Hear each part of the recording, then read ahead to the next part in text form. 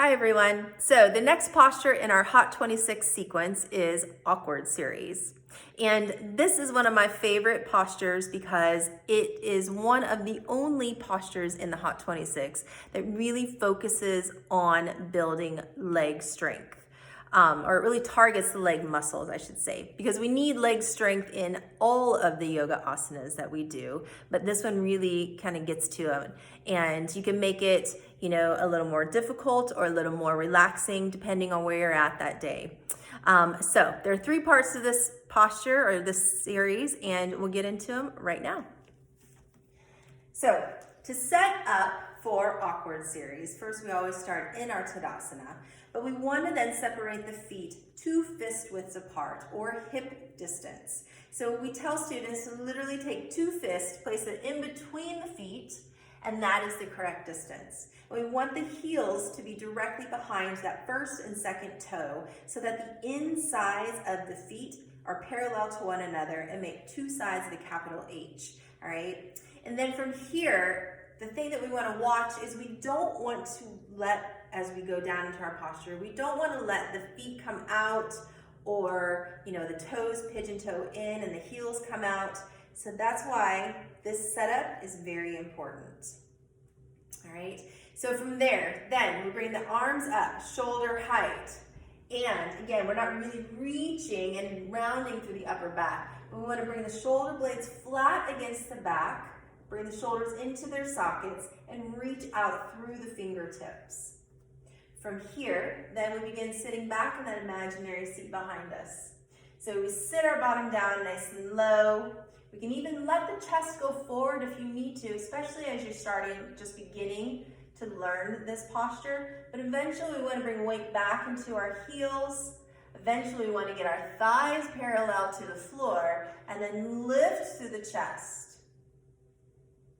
Awesome. So one of the things that we see a lot that we want to try to avoid is, as we go down into this posture, again, the feet setup is really important. The heels behind the toes and the 2 sides, the inside edges of the feet, parallel to one another. So as people go down into this pose, though, we see a lot of times knees will start to come in because that makes it a little bit easier. All right, so we want to try to avoid that. If you find yourself bringing the knees in or the heels out because you can't go down as far or it's easier to go down into that posture, that's when you pause, stop where you're at, back out to a point where you can keep the knees, the hips, knees, the ankles, and the toes all in one straight line with one another. All right, because that's where your work is then, to be able to deepen that posture, but keeping everything in good alignment. Second part now is really great because it helps to really stretch out the bottoms of the feet, that plantar fascia that we have in the bottoms of the feet, also really strengthening the ankles here. So turn to the side. One of the things I always like to encourage newer students to do, because we don't quite have that proprioception or that mind-body connection, is whenever we go into this posture, we stack the heels over the balls of the feet. Well, sometimes doing that with both feet at the same time can be really challenging. So I always encourage students, just start with one foot. Just feel that sensation, feel that weight in the ball of the foot, feel that heel stacking over the ball of the foot and that getting that good stretch there. And then go ahead and incorporate the other foot. So we come up, lifting those heels as high as we possibly can. It doesn't sound like it would be true, but the higher you can stack the heels, the more you can kind of lock those ankles into place and the easier this posture becomes.